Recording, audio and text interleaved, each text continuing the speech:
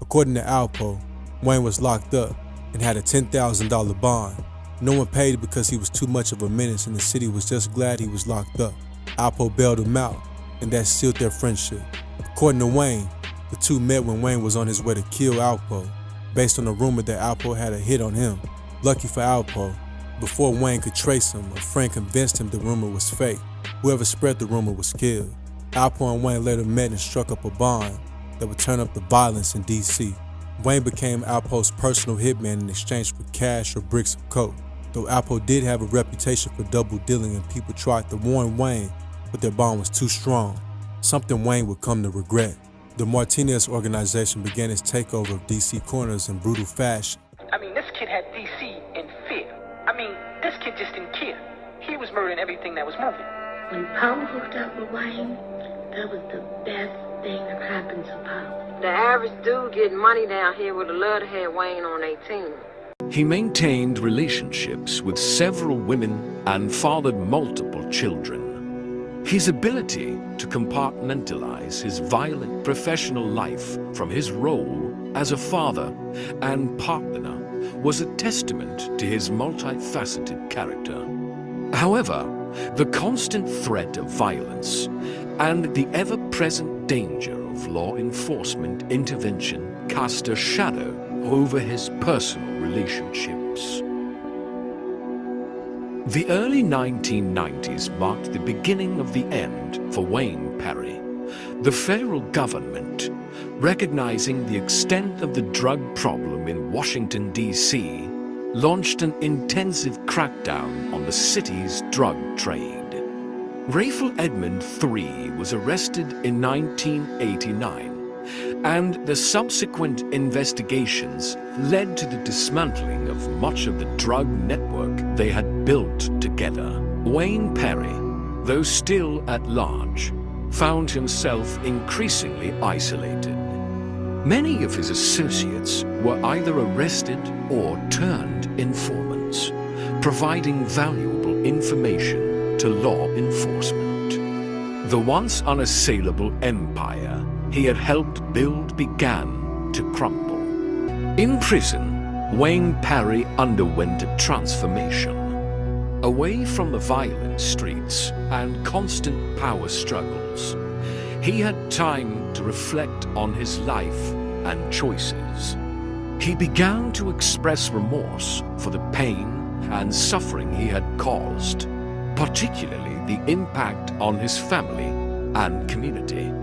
Wayne also became a source of information for law enforcement, providing insights into the inner workings of the drug trade and the criminal underworld. Wayne's reflections and cooperation led to a nuanced understanding of his character. While he was undoubtedly a product of his environment, his choices and actions were his own. His story highlighted the complex interplay of socioeconomic factors, personal ambition, and the corrosive influence of power and money. Today, Wayne Perry's name is synonymous with one of the darkest chapters in Washington, D.C.'s history. Initially, Wayne set out to kill Salters himself, but Wayne wasn't able to track Salters down, and they had to switch up their strategy. Instead, they ended up taking a page out of Alpo's book. Say, okay, let me give you this example. Like, say if you in a circle, like all us right here. You in a circle, right? Everybody gonna eat. I mean, everybody. From the top to the bottom, everybody gonna eat.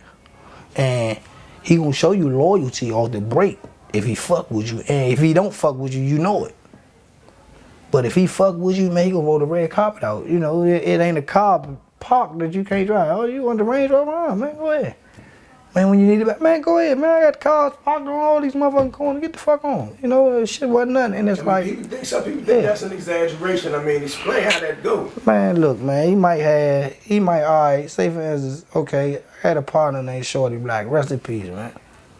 Shorty Black always had the 190, so, and you know, that's back then when a nigga like me, that's when I thought I made it. If I had a 190, yeah, I'm big shit. I'm 14, 15 years old with a Benz, okay.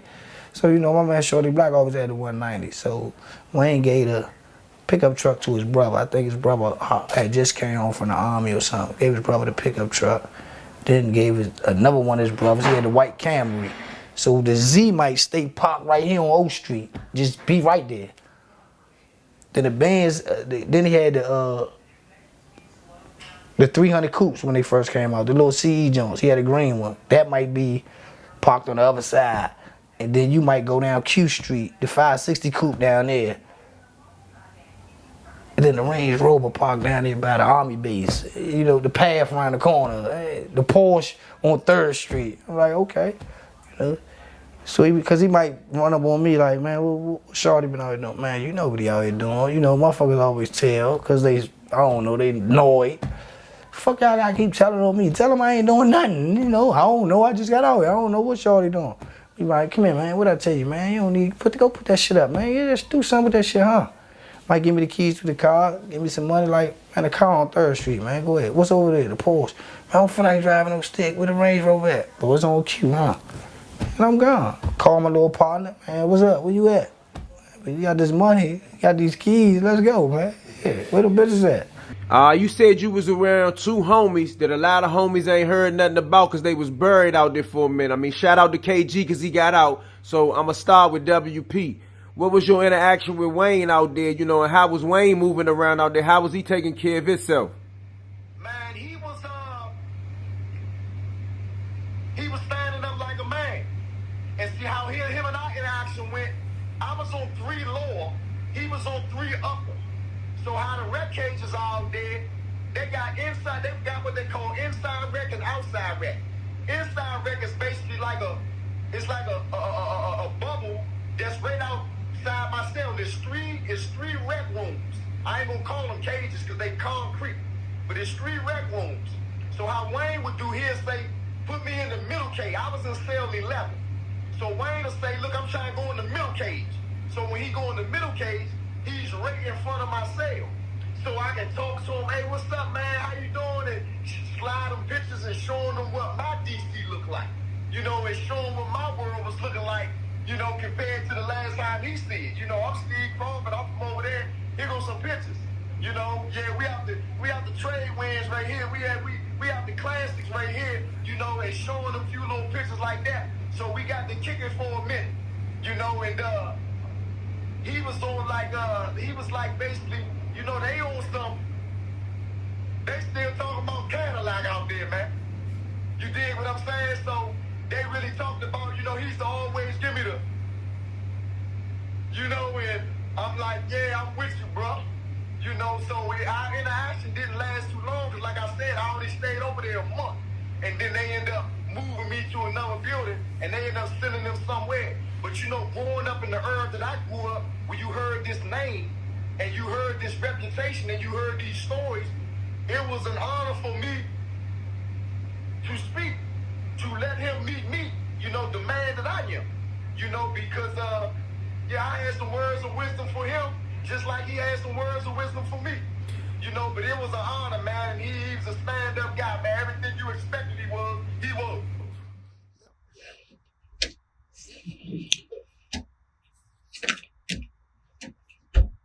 Hello, y'all. Welcome to Bamm Raw TV. I'm Bamm, aka the 411 Giant. Hit that like button. I want you to subscribe, and I want you to hit that bell icon when my next video come out. Now, this is episode 3 of Nakasil Shaka Zulu L. What y'all know him by is Wayne Perry and Silk. Y'all know him by the Michael Jordan murder out of DC Southwest. Y'all know him as DC Grim Reaper. But his name now is Nakasil Shaka Zulu L. And I say the pleasure of meeting this man down in Supermax ADX. I had been hearing about him since I had been in the federal penitentiary, since he got hit in like 93, and I got hit in 94 and made it to the federal system in 95. So I had been around his cousin Zulu, and he had a cousin named Spark, and some of his men, Malik Thomas, soldiers, Malik Thomas, Zulu, like I say, Ron. I've been around some good men, but these men I had been around in ADX prior to meeting him. Zulu was sent to the state joint because they, like Wayne Perry, he was very dangerous and he had a lot of clout, and they did not want Zulu on the compound. Zulu falls under as a hitman out of DC. You look him up, he's in a book of his own. And so after he was transferred, I was in hold over an incident with me and officers. They took something out of my property, and so I went out behind it. So I'm actually in Supermax ADX hold. So I'm in Supermax ADX hold with pretty much nothing but stamps and writing material. And I'm over there with a guy out of DC named Spark. We call him Spark, white boy, but he say him and Wayne Perry is cousins. So I'm out at the wreck. Spark upstairs, they done separated me and Spark because me and him, when he team, I team, and when I team, he team. So they separated us because we were sticking together. So now I goes out the wreck. When I'm out the wreck, they put this quiet, laid back, quiet dude next to me and everything. And if a person, I don't go outside to holler at a person. Like when people first get to a place, they want to get acclimated. So we goes out the wreck, and I see the dude. He's a tall, slim guy, look to be around about 30-something years old or whatever, you know what I'm saying? Slim, brown skinned, neat dude, he moved like a youngster, you know what I'm saying? He ain't rushing to do nothing. He just moving around, biding his time, analyzing, looking at the things around him. So I naturally assumed that he's a new guy, and I called him. I said, "Hey, hit on the thing." So I was talking in sign language, but most of the time, sometimes dudes be to compromise the soundproof glass by digging all the rubber out. So you can go over there and you can kind of talk a little bit. And I talked to him through sign language a little bit and everything. Then I wasn't as fast in sign language as some of the others, so I come over to the crack and I asked him, hey man, what's going on with you? You just got here. I said, what you need? I said, where you from? I'm Bamm out of Louisiana, out of Shreveport, Louisiana, and everything like that there. And then he said, yeah, I'm out of DC. And he said, I'm Zulu. I said, Zulu? I said, well, you got a homeboy that's left here named Zulu. You out of DC? I said, yeah, man, I know a lot of your mans been going on, man. I've been in the system, man, for a long time, and I've been around men like Tone, Ron, Hughes, and I started naming out names and like that. They said, yeah, Bamm out of New Orleans. I said, no, out of Shreveport, but out of Louisiana. People get them mixed up. They said, yeah. He said, yeah, I heard that name, Slim. Yeah, I heard good things. I said, oh, all right, I appreciate that, man. I said, I said, they just send you, I said, where you come from? He said, man, I came from the state. I said, you come from the state? Oh, okay, they send you state. Oh, okay, they did you like they did your homeboy Wayne Perry. They sent Wayne Perry to the state. He in there, they just sent his cousin Zulu. I said, he just left there probably about a month. He gone to the state placement. And so he started just looking at me, and he ain't said a word. He ain't smiled, he ain't cracked. He said, yeah. And I said, yeah, man, what's going on? I said, he just left there to go. He going down there with Wayne Perry and everything like that. I said, you got a homeboy named Spark upstairs. Blase. I said, I told him what city he was in and everything. I said, what you need? I said, I said, hey, I'm on restriction to, right now, I'm on commissary phone restriction into 2037. At that time, I was probably on there to 2030. But anyway, I told him, I said, I'm on restriction to like 2030s and going on. But I said, I got stamps and I got writing material. I hooked down this address for you and everything like that there. He said, no, I'm good on everything. I said, you ain't got your property yet. I said, if you ain't got your property yet, let me know, and I see some on there so you can go and get you some letters out there. I said, man, I do that for all men, you know. Men that did it for me, I do it for all men. So he just said, I appreciate it. I said, well, let me know if you don't get your property, man. I'll tell you who to holler at. So I go back in the cell. So when I'm in the cell, I'm in there doing my little exercise and everything. And I guess he contacted Spark, his homeboy Spark upstairs. So he contacted Spark, known as White Boy upstairs. And next thing you know, boom, boom, he hit on the wall, tell me to throw my line. When you throw your line out there, you got something flat to go under the door, and you keep a little hook on the end of it. So when they throw their line out, the little stapler will grab it. So I throw the line out and I pull it over, and I pull the letter in. So when I pull the letter in, and I read it. Say, look here, soldier, you let me know what you need is, because I'm going to come serve and everything like that there. And I said, okay, well, you know, I had already told him that if you do that, I'll give him some stamps for some commissary or whatever.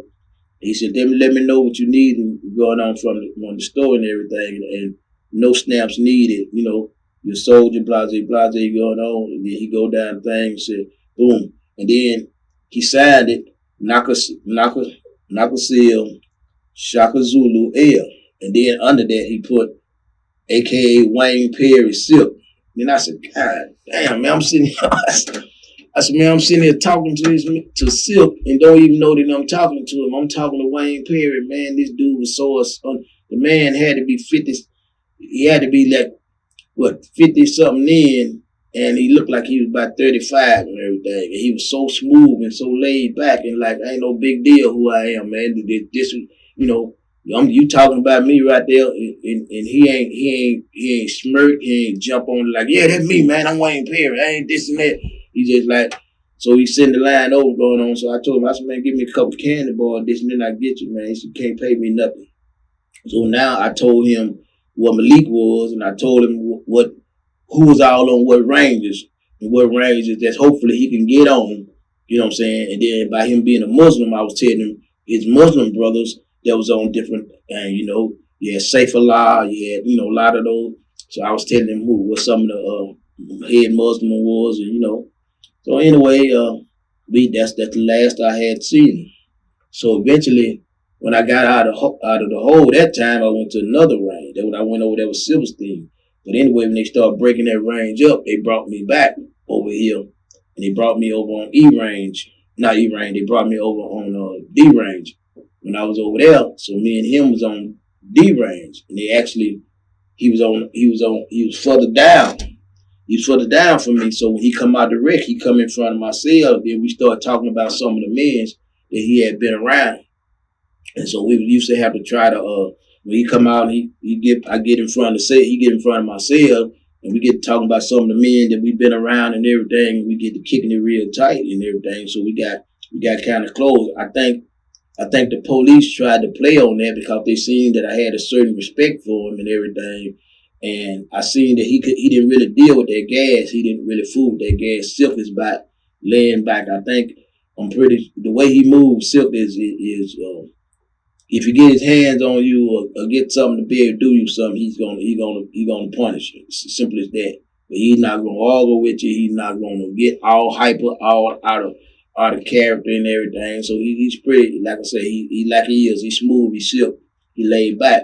So we went back and forth, and he was telling me how with what had happened to him, that when he came back from state placement, Aaron brother had tried to bring him a move. And the Aaron brothers had tried to bring him move and came out the cuffs on him, but they end up on he and the Aaron brother end up on the short end of the stick. Cause Silk crushed him and punished him. But the police, naturally, they made him the bad guy. He was the bad guy for protecting himself going on. Because the majority of the police, they favor the Aaron brother because the majority of the police are white folks. Everybody in the system, Spanish police do turn a blind eye to their Spanish people. White police turn a blind eye to their people most of the time, not all of the time. And the same with Spanish, not all the time. Black folks, you You ain't got nothing coming. You ain't. If you got a black officer working on you, you probably come out better have a white one working on you. But anyway, that's just I'm being honest about how it is in there. I've experienced it. I got lawsuits that tell you that and show you that. So Wayne Perry ended over that. So that got him kicked out the state. They got him sent back to the federal system. So when he got in the federal system and I met him, so we get back, me and him talking around each other. He started hipping me to a lot of stuff. Naturally, I'm curious about, hey, yeah, man, Wayne Perry, I've been hearing about you, all this, all over the system, man, going on. He said, I've been hearing about you too, and then he was like, he'll elaborate on some things. Yeah, man, I know such and such, me and such was cool. And then I knew such and such, me and such had a beef. I know such and such, they got me wrong for knocking such and such cousin. They got me wrong for doing this or doing that thing going on and all this ain't going on. But these people still hate me because of this. And I'm telling them, I know the same thing. People hate me for a lot of things I haven't done. Once we get a reputation, that's the way it is. So now we're going back and forth. So what the police did was, like him and Larry Hoover, they seen that I be talking to these guys, and they felt like these guys could talk to me and try to calm me down because I came there with a lot of anger because I had been held in restraint for 40 days, and I filed a lawsuit, and I was suffering repercussion from the police based on that. So every time I had to fight back, when they come try to take something or find a way to abuse me, then I find a way. I used to make them gas. I always had to put it on tape, put it on film. Why are you coming to cell and mess with me? So anyway, they put Wayne Perry, and started putting Wayne Perry over me every time we would move, because they would hear us talking through the drain. In Supermax ADX, you blow your shower drain out, you blow it out, and you clear your P-trap, blow it out, and then you disinfect it real good, and then the man over you and him can talk.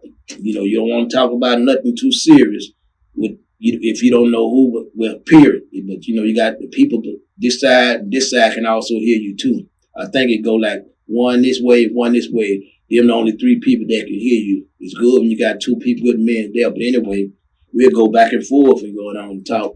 And a couple of situations where I was mad already. The folks had got me all riled up, and I was going, and the lieutenant would be like, come on, Richardson, let's talk. Bam, bam, listen, Richardson, bam, bam, listen to me, man. This Lieutenant Bernard, man, we gonna fix everything that's going on. I said, no, man, your police just told me don't bitch up when he come back.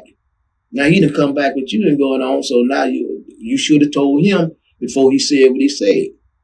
Because I don't do no bitching up. So simple as that, going on. We gonna follow this all the way on through.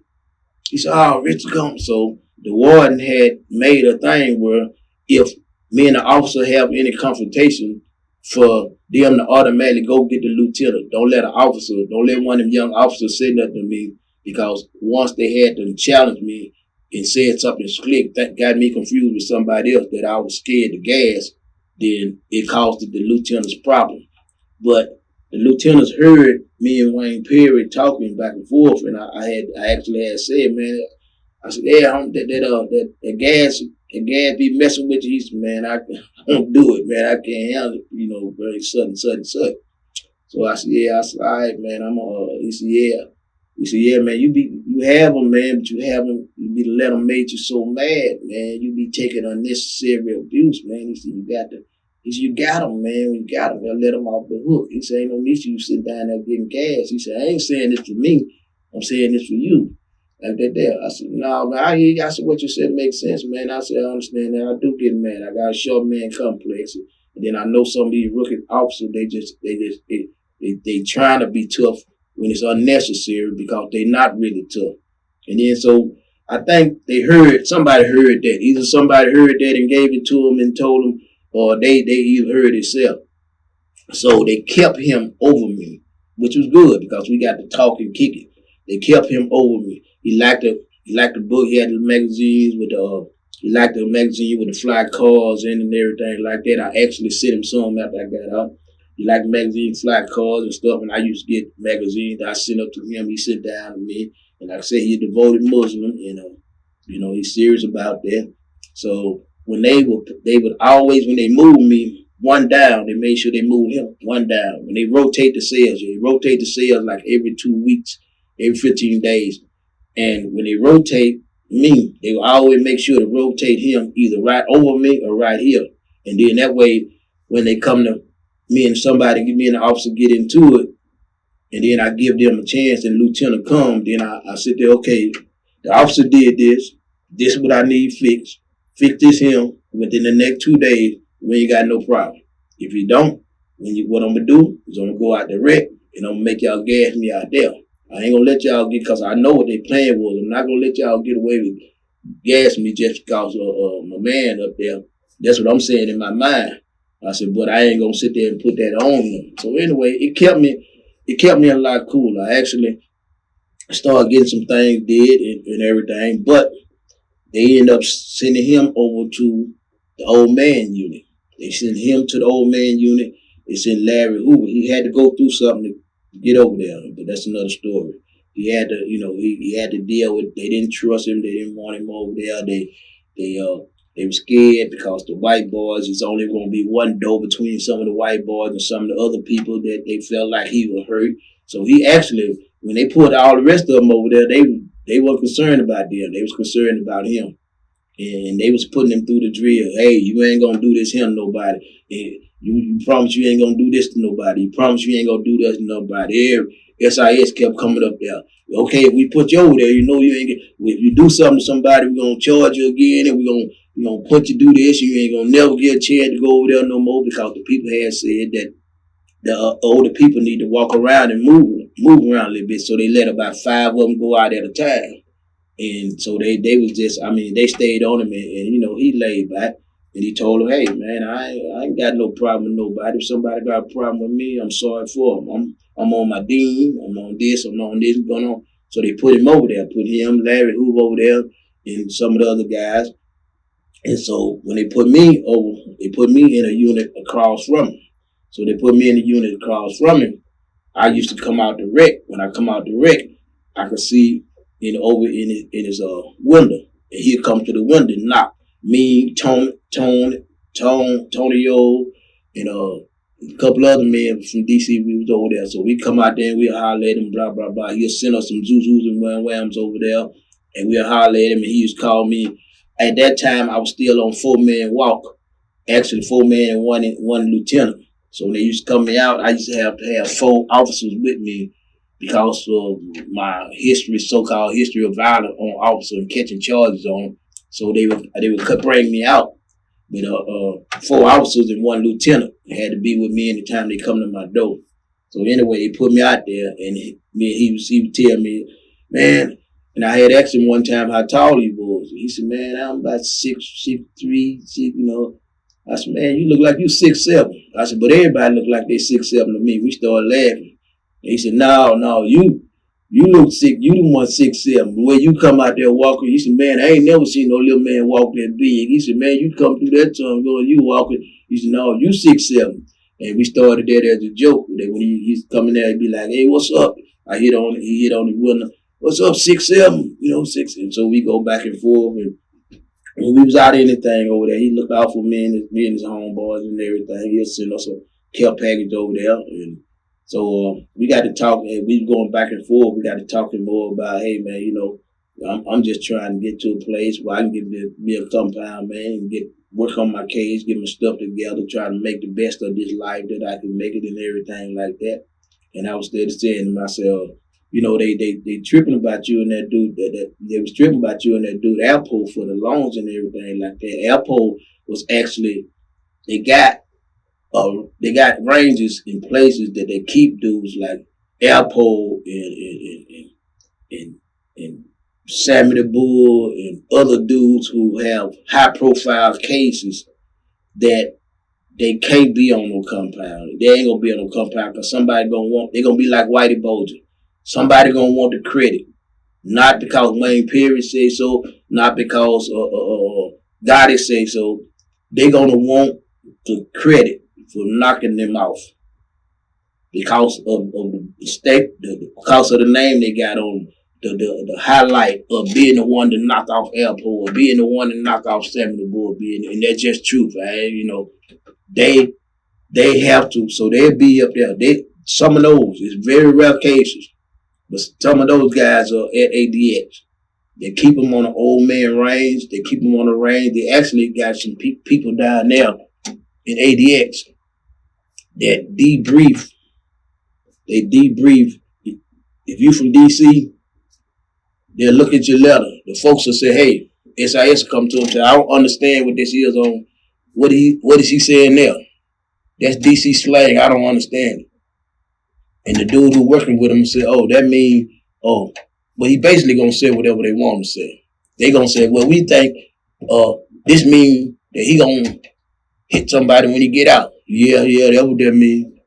But they did debrief. Same thing with California. Same thing with most of the other places, and they got them there. And they got them hid back for special privileges. Back in the days, it used to be for them to have a color TV while we had black and white TV, and it goes on and goes on. Special phone privileges, all this and that. They, you know, and that's unfortunately what happened. That things like that there, with Apple being down there and stuff like that, that keeps men like Wayne Perry or Zulu, other dudes like that there, it keeps them from being able to move around on the compound, because you got people moving around in the place, because you got people basically dropping salt on them, selling death to the folks about them, or else, you know, basically. But to make a long story short, Wayne Perry the man is intelligent, he's smooth. I go with the silk part of him, he's smooth and everything, but he's not no raving lunatic, no raving monster. I done seen him help people, I done seen him try to keep stuff down. He definitely kept a lot of stuff down with me, with the officers and stuff like that. I done seen he's not disrespectful, he's a very respectful Muslim, and he's serious about the deen on Islam, and he's calculating, smooth, he's not boisterous on who he is. If you get beside him, you would not know who he was. So I kind of, in a lot of the flashy stuff, maybe he a new man, a lot of the flashy stuff people said he did, and different stuff that he did, I can't see it in him now. And I do believe, I have seen that he will help anybody. I've seen crazy people that were Muslim that a lot of people wouldn't even fool with. Yet still he'll send them a little coffee down there, and he'll do a little thing like that. And so he just not no raving, I'll kill you lunatic because you looked at me, or I'll kill you. That's not the appearance I got from him. That I'll shoot you in front of your cousin, your brother. I didn't see that in him. But like I said, maybe that's not a part of him no more. Maybe it never was a part of him. That's not for me to say. I got a letter from him, and that letter, as y'all gonna see posted it going on, I got to keep the addresses and everything blocked off going on, but I actually got that letter from him, and he basically talking about the effect that I had on the people down there, because I was always raw and I always kept it real and going on. Those men, they seen in me some of themselves, and I seen in them some of myself going on. So it was a mutual respect. It wasn't no situation where, hey, you can talk to me about something and I can't talk to you about nothing. I mean, if something was happening with Wayne Perry, I'd say the same, just like with him. I would say, hello, man. Wayne say, hey, man, I ain't tripping on that. And I may say, no, look here, brother. This got to be tripped on. Just like the incident with when the COVID hit. The officers got they got real concentrated bottles of disinfectant. And they done watered down the disinfectant that we got to clean our cells with. We clean our cells twice a week. They got it watered down. And I said, man, they got something going on out there that's killing people. And you gonna give us some water down? I worked in the laundry. I used to do disinfectant. This has been watered down. That I see sitting in your office, or that I seen on y'all cart went through here. That's full strength disinfectant. You gonna bring that to my cell, or we gonna shut it down? I block up the window. They go get the lieutenant. They bring me the ball. Then once they bring me the ball, Wayne Perry, Hoover can testify to this. They bring me the ball, and I said, now what the rest of the people ball? Oh, just think about yourself. I said, no, you ain't gonna, what you trying to make it look like I work with y'all or something? I said, no, you gonna give everybody the ball, I'm still gonna team. Cause all of us deserve to use the right ball of this disinfectant when you got stuff. Warner, captain, make a call, get it all to them. Everybody on my range got 100% disinfectant. And that's the way I moved down there. And that's what he used to say, Wayne Perry. He said, man, you a son of God, man. He said, boy, I said, yeah, man, you got to do what you got to do, man. I wasn't seeing myself leaving there. I thought I was going to die there. So my thing was, if I'm going to die here, I'm going to make sure I'm as comfortable and treated as right as possible. I'm not taking no lemons. But again, I say you would never believe the man he is, and the way he is, how smooth he is, how intelligent he is, how I see him look out for people. Ain't gonna say that he won't do what he had to do, because sometimes things are just a job. Sometimes things are just a job. It's not nothing personal. I'm only saying this is me talking. This is not him talking. I know it's some things I did it to actually prevent from having to do other stuff. Having to intimidate people into not wanting to get in that field with me because I knew what I was going to have to do. And so again, I give much respect to Naka Seal, Shaka Zulu L, which is Wayne Perry, which is also Silk. And like I say, a very good friend of mine. And like I say, you'll see the letter, you see how he speak on me and he speak about me. All these things, I don't ask people to say this about me. They either see what I did or they see who I am. All right, much love. It's Bam Bam Raw TV. Hope y'all enjoyed this episode. You done heard enough about him, so I just try to keep it as short as I could with what I knew about him. All right, hit that like button, hit that subscribe button, hit that bell icon, so you know when my next video come out. I thank y'all for all the support. Like I said, Alpo already had a reason to hate on Demencio. They were both New Yorkers, but it seemed like only Demencio had managed to get love and respect out in DC. But with Demencio now disrespecting his wife, Alpo was charged up. Initially, Demencio and Alpo appeared to have talked out the situation. Demencio was always known for being diplomatic, and the two seemed to have squashed the beef. Alpo then invited Demencio out to a basketball tournament as a show of good faith, showing that they had smoothed things over. Demencio thought nothing of it and agreed to come. When Demencio later showed up at the tournament, he spotted Alpo. Alpo, Wayne, and the rest of their crew were all there. As Alpo and Demencio were shaking hands, Alpo gave a head nod in Wayne's direction. This was Alpo's signal to send in a shooter. It was a setup. Shorty Pop then ran up with a gun and executed Demencio in full view of thousands of stunned onlookers. According to Demencio's son, Alpo would even send a bouquet of flowers to their family after the shooting. He did this in order to throw off any suspicion that it was him who was behind the murder. Alpo was the real definition of a slime, a real-life bishop from Juice. He already double-crossed Rich Porter, and now he did the same to Demencio. Despite thousands of people being in attendance at the tournament, police couldn't find a single person who was willing to talk. Everyone knew who did it, but Wayne's reputation had already put the fear of God into them. After killing Demencio, Alpo and Wayne would take out another street legend, this time from the DC side. Did your, like, when you was in school, if you was in school, did everybody know you was associated with Wayne? Yeah, and like, see, I used to always, like, when motherfuckers, like, see us out, and they be like, ooh, man, you cute. Oh, that's my little bro. That's my little bro. So then, the girls might see me with my friends and be like, ooh, y'all, that's my little bro right there. Hey, that's the one I told you need to talk to him. Woo. So then the little bitches be, I might go to school and they be like, I ain't know Wayne was your brother. Like, man, go ahead, man. I ain't gotta tell everybody that, everything good. But it was like, it brought a little extra, you know what I'm saying? My shit might was an 8, now it's a 12. You know what I'm saying? They really jogging now. Because it used to be times like, I think maybe I was like really 16. I really started feeling myself in the streets. So, we might be over 203 and shit, and a car full of bitches might pull up, and nigga be like, damn, them bitches for Wayne. I'm gonna tell Wayne, get me one of them bitches. And the window might roll down there, and the bitch be like, excuse me, hey, y'all, meet you out here? And niggas might run on the other side of the tunnel like, can it joke?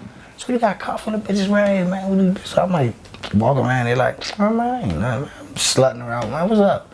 Nah, I want a friend. Oh, all right, that's nothing. What's wrong with you? That's nothing. So, you know, it was always, man, like, if, you know, shit just was, man, if they know you fuck with Slim, man, it just was like, your shit just went up a couple of more notches. You know what I'm saying? It was all right. You know, and you would see how, motherfucker, you could peep how, you know, the whole atmosphere just changed. It's like, damn, okay. Hey, Wayne, what's up? You all right? Your crew all right? What y'all drinking, man? It's on the house, man. This, I'm like, and, you know, he don't drink or smoke or nothing. Like, man, what's up? Y'all drinking this shit?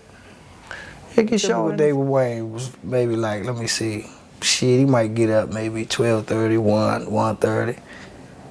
So if I ain't just spend the night out the apartment with him or something, he might beat me like, where you at? Be like, man, I'm at my mother. I be like, all right, man, I'm about to come out, man. I need you to drop this girl off at home, man, and come on back, woo, woo. So he might meet me somewhere, give me the keys to the car, drop the girl off or whatever, come on back. He might, man, you hungry? Yeah, we gonna ride, Capital Curry out, get us something to eat or something. He don't want but a turkey sandwich. And so I'm like, all right, we gonna do that. Then we might ride back down the west and chill, walk the whole hood. Everybody showing him love. You know, he joning, talking shit to everybody. Getting the little kids money. The old lady might, I need to holler at you. Remember yesterday what I said? Oh yeah, meet you take her this money, man. She got to pay her rent. You know, shit like that, man. It was just some real shit.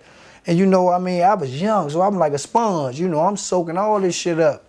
And then, you know, it came a point in my life where I'd have been with him every day and like, all right, man, we might, what's up? Where the spot at tonight?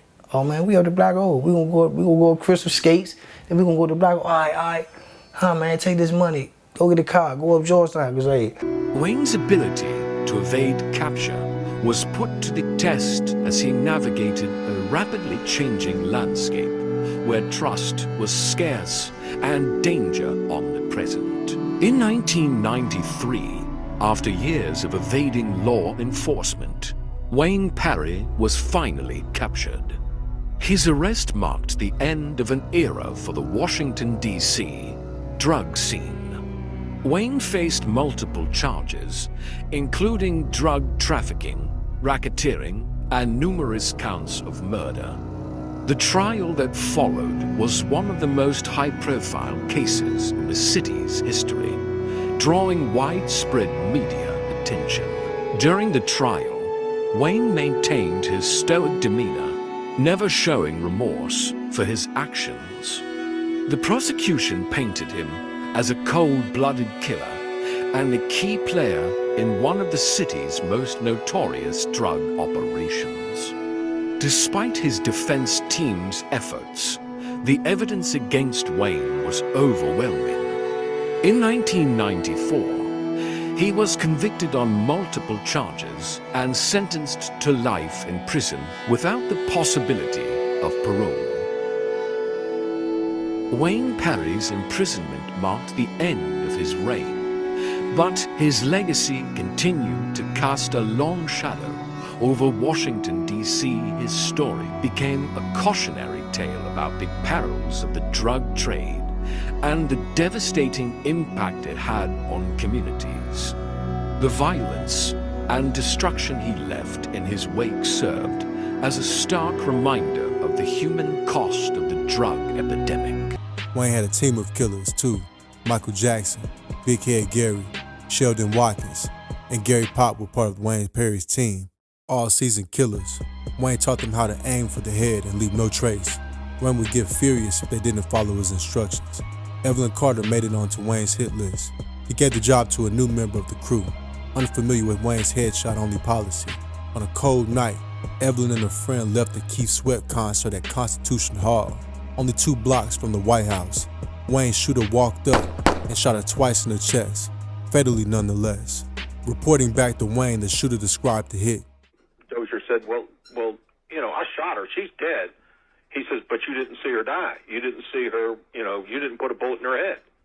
And he goes, well, no. And Perry got angry and upset with him and started yelling at him. He says, you can't kill anybody unless you shoot him in the head. And he walked up to a man, just a bystander, who they had no connection with, who happened to be talking on a public telephone and just shot him in the head and said, "This is how you kill."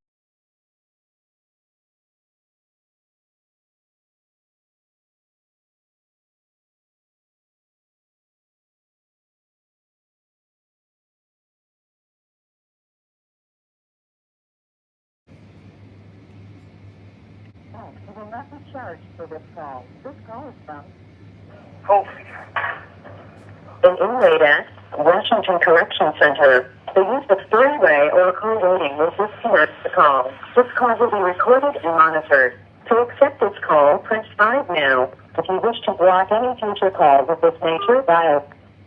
Assalamu alaikum. Walaikum salam, rahmatullah, barakatuh. What's going on, huh? Cool, and what it do, man? How you doing? I'm holding on. I'm holding fast. You know what I mean? Yeah, you just coming out, huh? Yeah, I just now came out. I've been out for 20 minutes. I'm gonna call you back to Tuesday. What's the date? Today is Sunday, right? Yeah. Well, we ain't got no writ tomorrow, so I don't come out till Tuesday.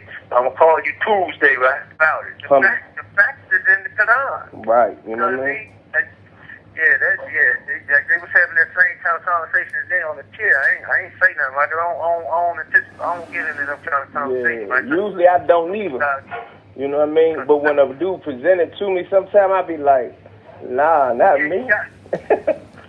Yeah, you gotta, you know, I mean, it's the dean to propagate the dean, especially when it's misunderstood or misrepresented or something like. You're always supposed to say something like to correct it, you know, in a humble way, for it won't lead to nothing. Because if it leads to something, you know, it's all for the sake of Allah, you know. Right. Matter of fact, Ben, we was talking about that, man. What? How you eventually ended up taking your shahada from end up being a Moor?